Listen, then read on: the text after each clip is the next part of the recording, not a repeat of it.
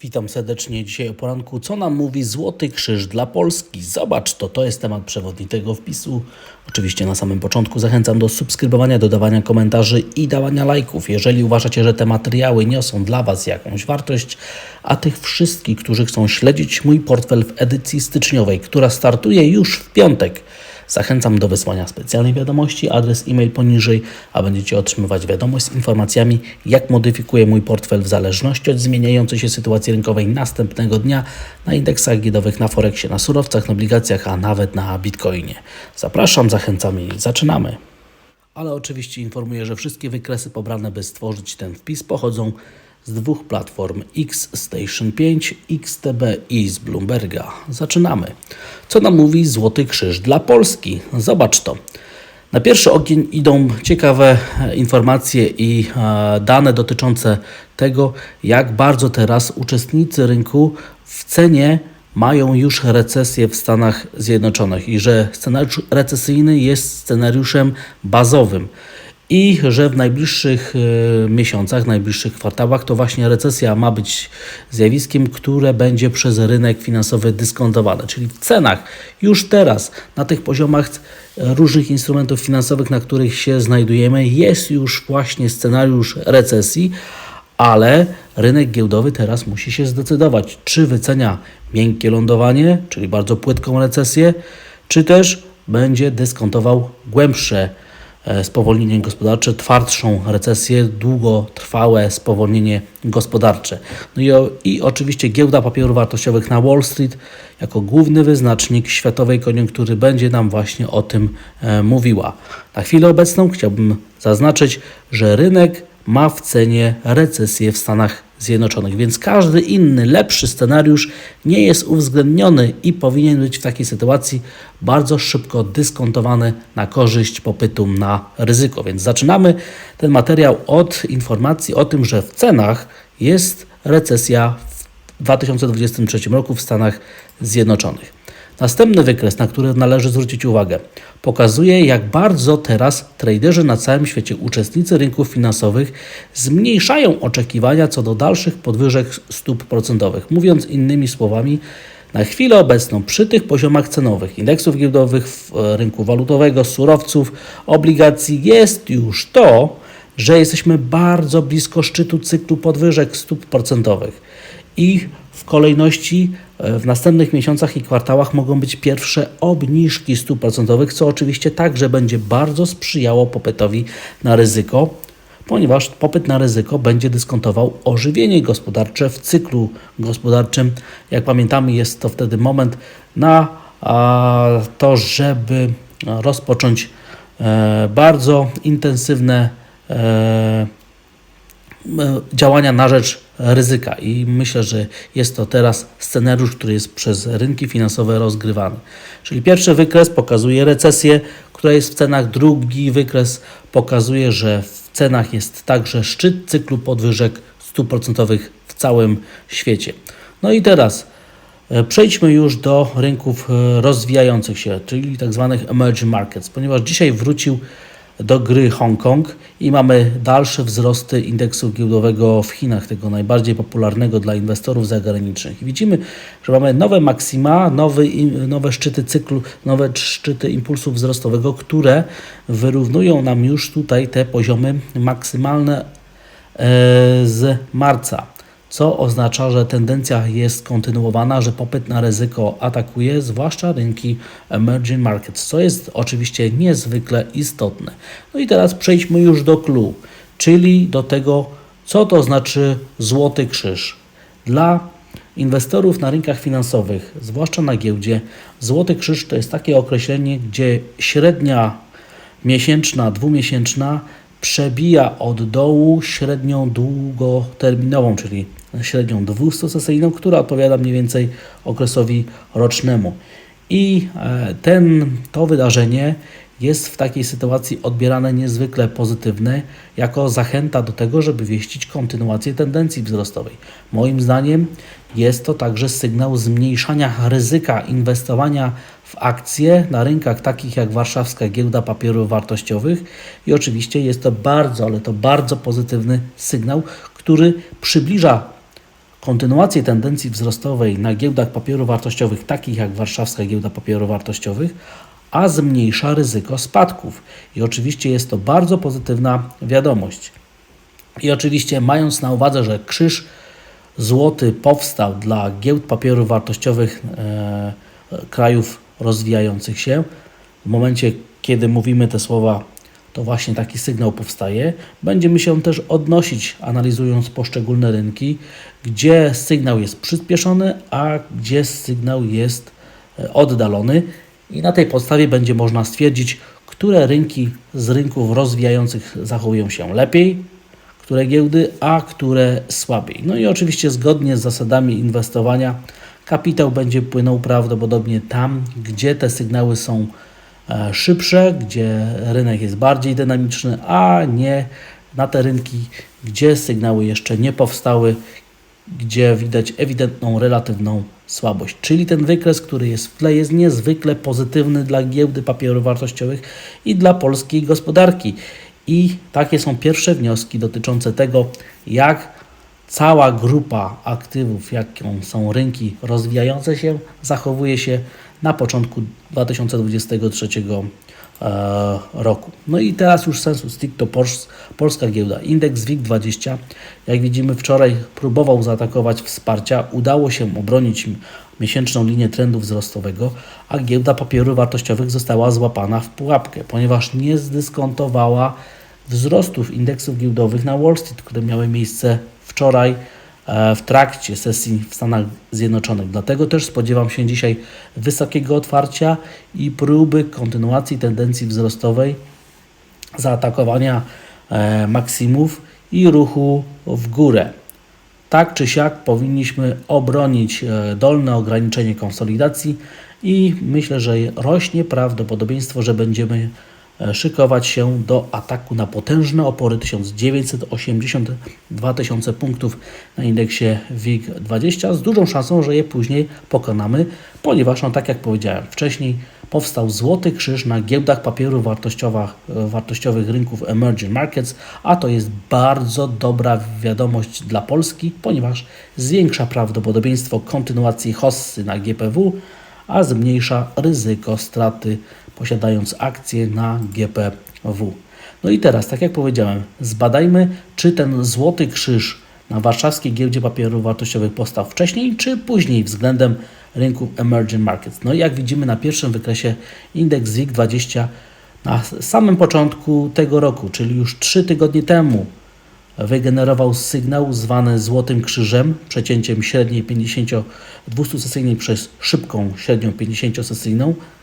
I był to pierwszy taki sygnał od końca 2020 roku, więc moim zdaniem warszawska giełda papierów wartościowych zachowuje się lepiej niż benchmark, czyli punkt odniesienia, czyli indeks rynków Emerging Markets. Stąd też moim zdaniem, jeżeli popyt na ryzyko znowu się pojawi, to warszawska giełda papierów wartościowych będzie się zachowała lepiej niż indeks rynków Emerging Markets, a indeks rynków Emerging Markets zachowuje się lepiej niż ten sam indeks dla rynków rozwiniętych, a na samym końcu ten indeks zachowuje się lepiej niż indeksy giełdowe na Wall Street, czyli widać jak na dłoni, że kapitał płynie do warszawskiej giełdy papierów wartościowych, kapitał zagraniczny lubi warszawskie akcje, w których widzi ogromny potencjał do tego, żeby obserwować tutaj kontynuację ruchu w górę.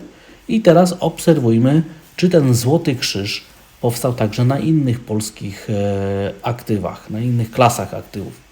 I co nam mówi złoty krzyż dla Polski na polskich obligacjach? Jak wiemy, tydzień temu powstała taka formacja. Czyli wniosek jest taki, że dla giełdy papierów wartościowych jest taki sygnał i na polskich obligacjach, co jeszcze bardziej zwiększa atrakcyjność polskich aktywów. I teraz rynek złotego. Widzimy dolar złotego na swoim wsparciu w rejonie 4,31.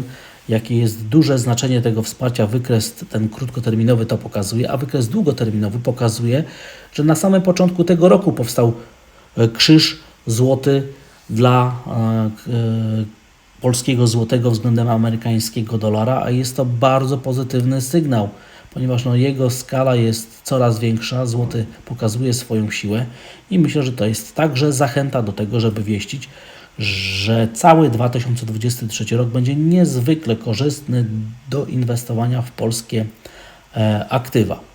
I analogicznie zobaczmy euro złotego. Tutaj widzimy, jak pięknie działa ta miesięczna linia trendu wzrostowego. Wniosek jest taki, że teraz każdy spadek poniżej poziomu 4,70, zwłaszcza zamknięcie poniżej poziomu 4,70 będzie zachętą do tego, żeby wieścić narastanie następnej fali umocnienia krajowych aktywów, napływu kolejnej fali inwestycji zagranicznych na polskie aktywa.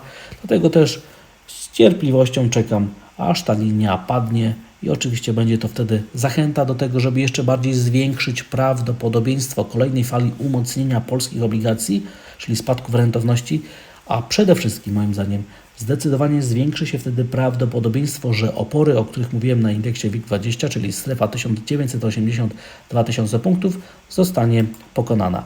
I tożsamo, czy Złoty Krzyż na rynku euro-złotego powstał? Tak, powstał też na przełomie poprzedniego i tego roku, natomiast skala jest oczywiście ograniczona. Jak widzimy na wykresie z tych ostatnich 2 lat był raz taki moment, w którym powstał fałszywy sygnał, dlatego też gdyby doszło do następnej fali umocnienia krajowej waluty, myślę, że rynek zauważy, że tym razem będzie inaczej niż w 2021 roku i że naprawdę rozpoczyna się następna fala aprecjacji wszystkich polskich aktywów, złotego, polskich obligacji i rynku polskich akcji, czyli warszawskiej giełdy papierów wartościowych. Wniosek jest ostateczny taki, co nam mówi Złoty Krzyż dla Polski, że to jest bardzo pozytywny sygnał dla wszystkich polskich aktywów i moim zdaniem należy oczekiwać, że cały 2023 rok będzie niezwykle korzystny dla wszystkiego, co polskie. Polskiego złotego, polskich obligacji i polskich akcji. No i teraz przejdźmy już do rynków światowych. Dzisiaj o godzinie 14:30 będą ciekawe dane dotyczące zamówień na dobra trwałego użytku w Stanach Zjednoczonych. To są dobra, których trwałość przekracza 3 lata. Rynek może się na tych danych skoncentrować, ale przede wszystkim poznamy wstępne dane o PKB w Stanach w 4. kwartale. To są pierwsze takie dane i one mają potencjał wygenerowania bardzo dużej zmienności, więc obserwujmy rynki wszystkie po godzinie 14:30, a reakcja powinna być oczywiście odwrotna do klasycznej logiki, czyli im dane gorsze, tym lepiej dla giełdy papierów wartościowych, więc myślę, że takie zjawisko cały czas powinno występować i to pomimo tego, że za tydzień mamy Fed i teoretycznie giełda papierów wartościowych i amerykański dolar i amerykańskie obligacje powinny czekać na to, co pojawi się z Fedu. Poznamy także deflator pokazujący, jaka była inflacja w Stanach Zjednoczonych w 4. kwartale. Te dane także mogą mieć znaczenie, więc warto na nie zwrócić uwagę i to, czy amerykańskie obligacje dzisiaj wrócą poniżej poziomu 3,40. Jeżeli tak się stanie, to będzie to pozytywna informacja dla ryzyka. Natomiast to, co także sprzyja temu, żeby Złoty Krzyż dla Polski wygenerował sygnały kontynuacji zakupów, to jest zachowanie amerykańskiego dolara. Euro-dolar ewidentnie nie chce spadać, a stare rynkowe powiedzenie brzmi: jeżeli coś nie chce spadać, to będzie rosnąć. I w tym wypadku myślę, że jesteśmy bardzo blisko już punktowego ataku na opór w rejonie 1,10 i myślę, że to jest scenariusz bazowy nawet podczas dzisiejszego dyskontowania danych makroekonomicznych po godzinie 14:30. Nie chce rosnąć także dolar-jen, dlatego spodziewam się kontynuacji nawrotu tendencji spadkowej, a rynek surowcowy, rynek miedzi wykonuje klasyczną korektę zatrzymania. Rynek złota także sygnalizuje ochotę na kontynuację tendencji wzrostowej i to pomimo tego, że w rejonie $1950 mamy naprawdę potężne opory, a rynek ropy naftowej ubija swoje dno i będą powstawać wkrótce zachęty w krótkim terminie do większej spekulacji na wzrosty, dlatego też należy bacznie obserwować, co się dalej wydarzy. Natomiast moim zdaniem najbardziej Optymistyczne są teraz sygnały płynące z Bitcoina. Wczorajsza sesja nam potwierdziła, że Bitcoin ma już ochotę nawet w tym tygodniu zaatakować najważniejszy opór w rejonie 24 500 dolarów. Tam mamy średnią 200-sesyjną na wykresie tygodniowym. No i spodziewam się w każdej chwili Bitcoina w tym miejscu. A co dalej? Właśnie zobaczymy od siły popytu w rejonie średniej 200-sesyjnej. Natomiast kiedy zobaczymy to wszystko, zbierzemy do kupy, widzimy, że giełda papierów wartościowych na Wall Street ma ochotę na wzrosty. Wczorajsze niższe otwarcie zostało wykorzystane do kupna, do powrotu na psychologiczny poziom 4000 punktów. Dlatego moim zdaniem perspektywy prowzrostowe dla giełd papierów wartościowych na całym świecie są coraz większe i że jest duża szansa na to, że po wszystkich wydarzeniach, które będą miały miejsce, zwłaszcza także w końcówce tego miesiąca, będziemy świadkami kolejnego naporu popytu na ryzyko. A jak wiemy, giełda papierów wartościowych na Wall Street zachowuje się relatywnie najsłabiej. Dlatego też giełda papierów wartościowych w Niemczech powinna zachowywać się lepiej, przebić ostatnie maksima, ruszyć dalej w kierunku maksimów wszechczasów. Dlatego też relatywna siła niemieckich spółek także powinna się objawić i być pochodną tego, że euro-dolar rośnie. Dziękuję za odsłuchanie tego materiału. Zachęcam do subskrybowania, dodawania komentarzy i dawania lajków.